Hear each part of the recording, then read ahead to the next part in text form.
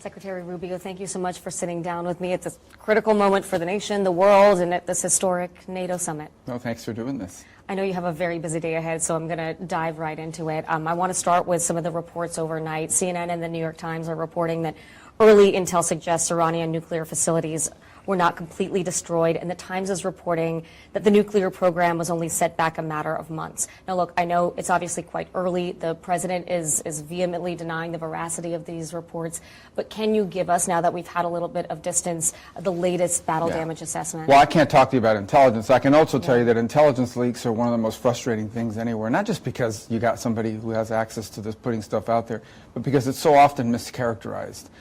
An intelligence report, for anyone who's ever seen it, sometimes is an assessment. Some analyst will make an assessment, or analysts will make an assessment. And in these leaks, what you typically have is someone who read it and then leaks it to the media, giving it the spin and the angle they want it to have because they've got some purpose.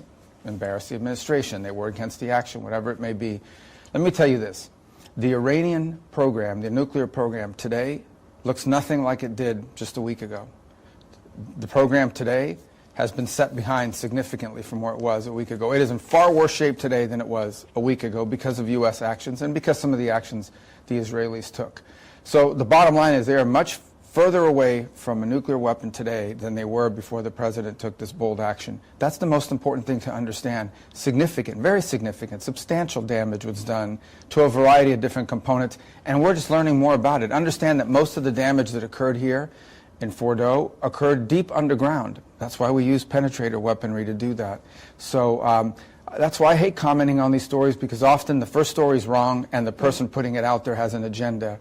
And I would say that story is a false story, and it's one that really shouldn't be re-reported because it doesn't accurately reflect what's happening here. Do you have a timeline for when you will have a full assessment of exactly the damage that was Well, that's a difficult. This is a very unique target set because basically you drilled a hole into the ground with 12 incredible bombs and then went 300 feet into a mountain.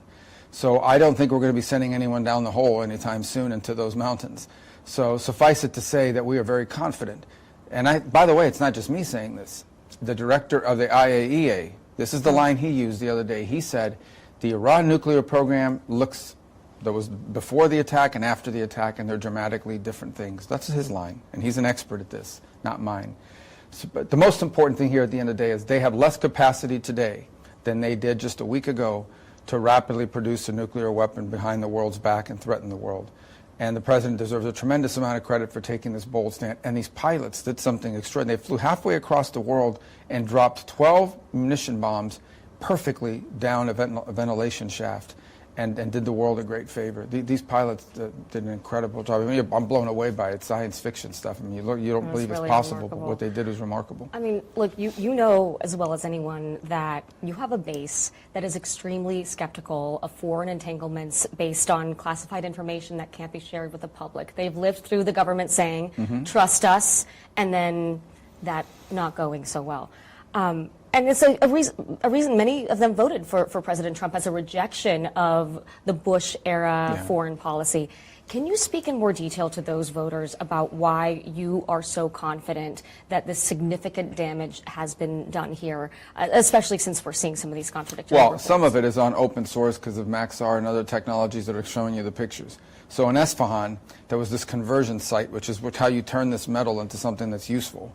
That's wiped out. You can rebuild anything that's destroyed. You could if you wanted to, but it's completely wiped out.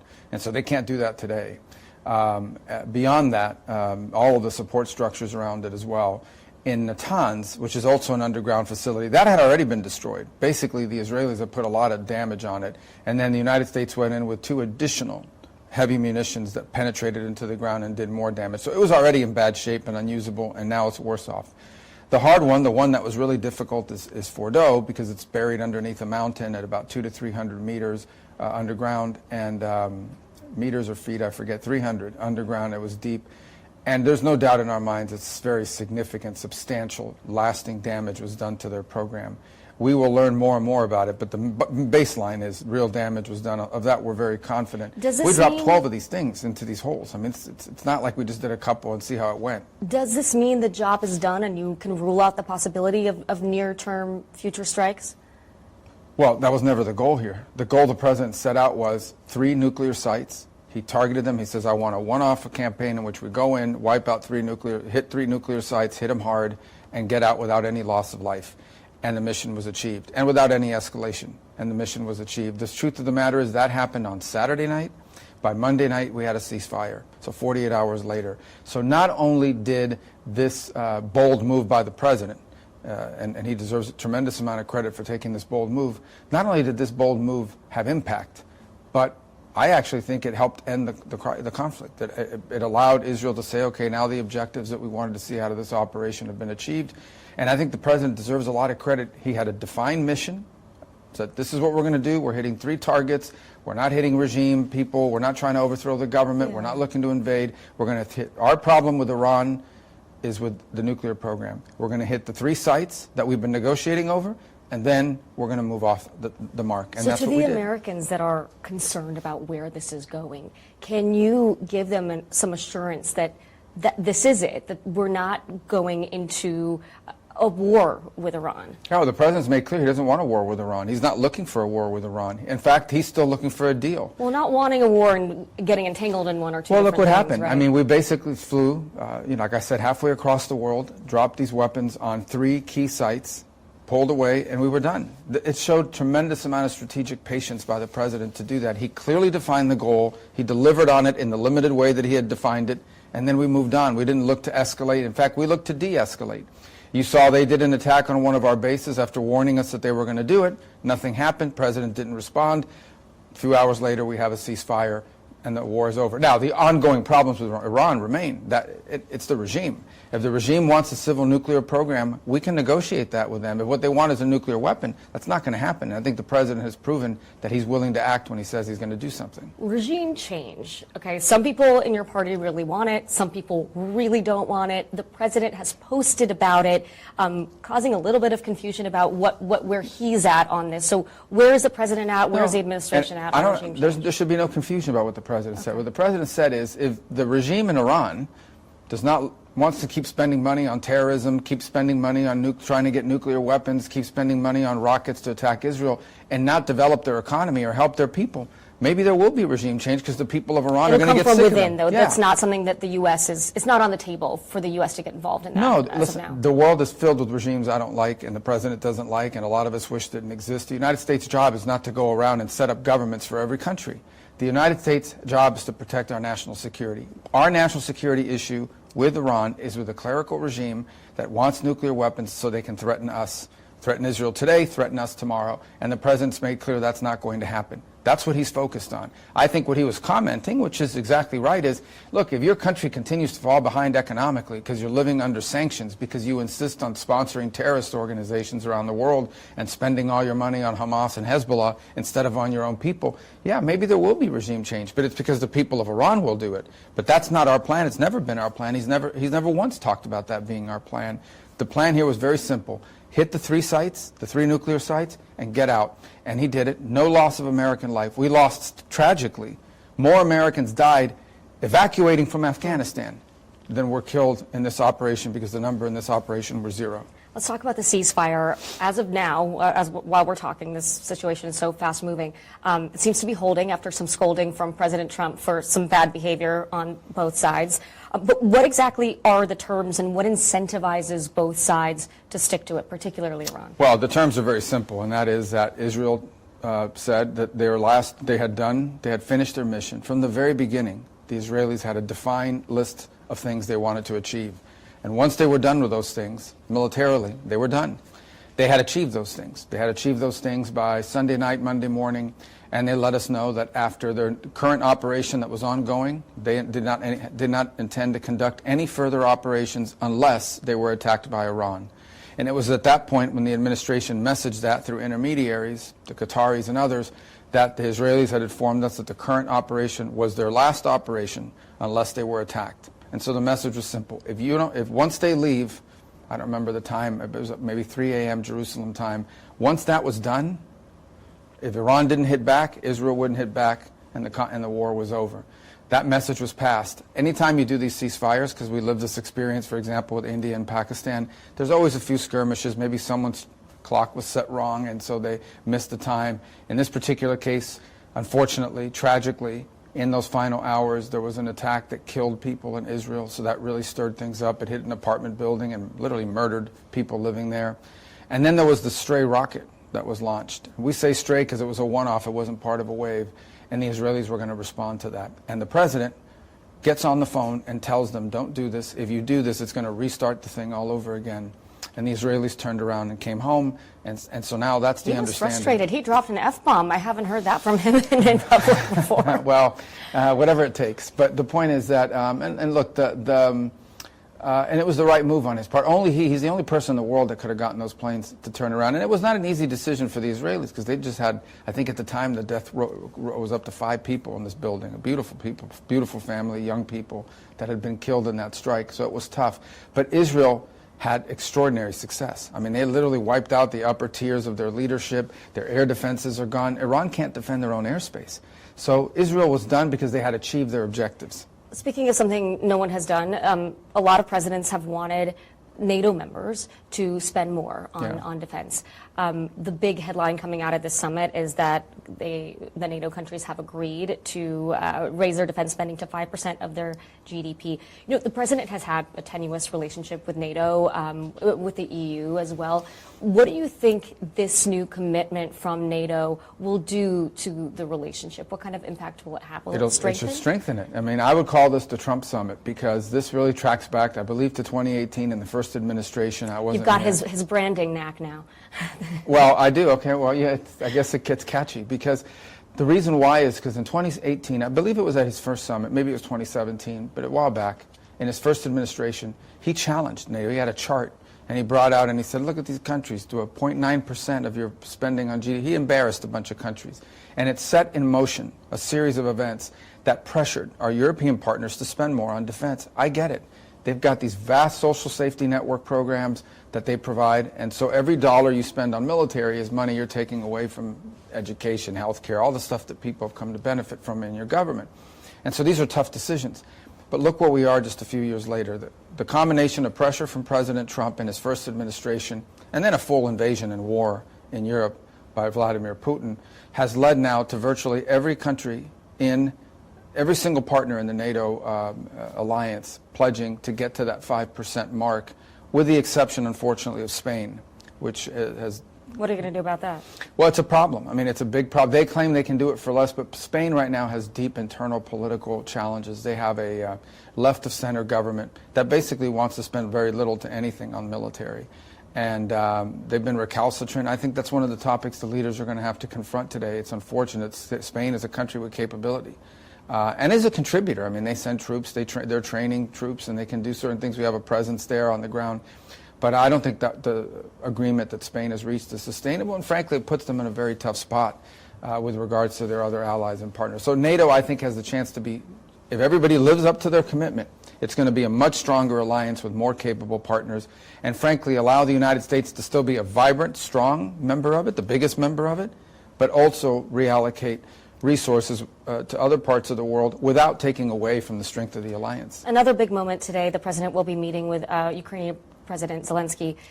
Right now, things only seem to be getting worse in that conflict. Recent weeks have seen some of the deadliest attacks on Ukrainian civilians since the war broke out. You've been part of these high-profile talks with Russian officials.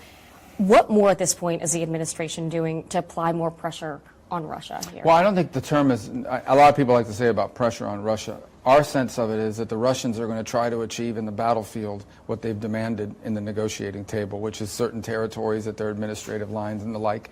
We think it's going to be a lot harder for them to achieve that than they think it's going to be. The truth is that in this year alone, since January, over 80,000 Russian troops have been killed just since January.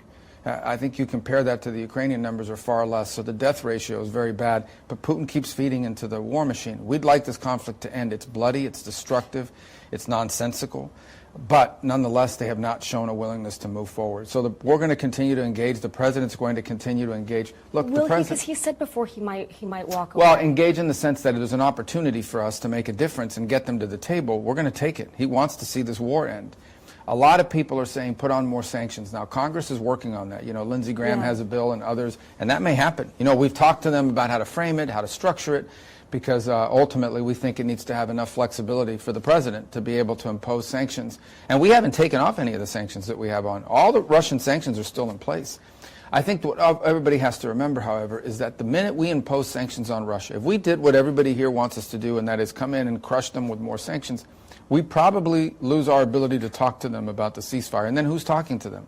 Because they don't talk to anybody else in Europe. They don't talk to anybody else in the world who is on our side of this thing and views it the way we do. So I don't think the president will know the right time and place in which he may have to do that. He has said he may have to do that. But if he does it, you're almost admitting that this is not going to be negotiated anytime soon. So he wants to give it every opportunity to have influence over the Russian Federation towards a ceasefire. And that's the option he's trying to preserve, because it's the option of peace. One thing I find remarkable about this administration is the ideological diversity of President Trump's cabinet. And I'm curious if you could bring us into the room for a moment about sort of the breadth of opinion, especially on this issue, but in general, you have a range from hawks to isolationists. Like, where do you see yourself on that, and what are those conversations like on the inside? No, well, on the inside, there's only one president of the United States. I find it curious when people argue as if somehow this is some coalition government and we all get a vote. There's only one vote here. The President of the United States is the commander-in-chief. I do know he likes to hear, a diversity well, that's of different. opinions, So people right? will give you their opinions, Yeah. and obviously you can give opinions, but ultimately there's only one decision. And so our job internally is to provide the president the best opinions that we may have, the best ideas that we might have, opportunities, and also, if somebody's bringing up information that we think is not accurate, challenge the accuracy, things of this nature. Is there healthy debate?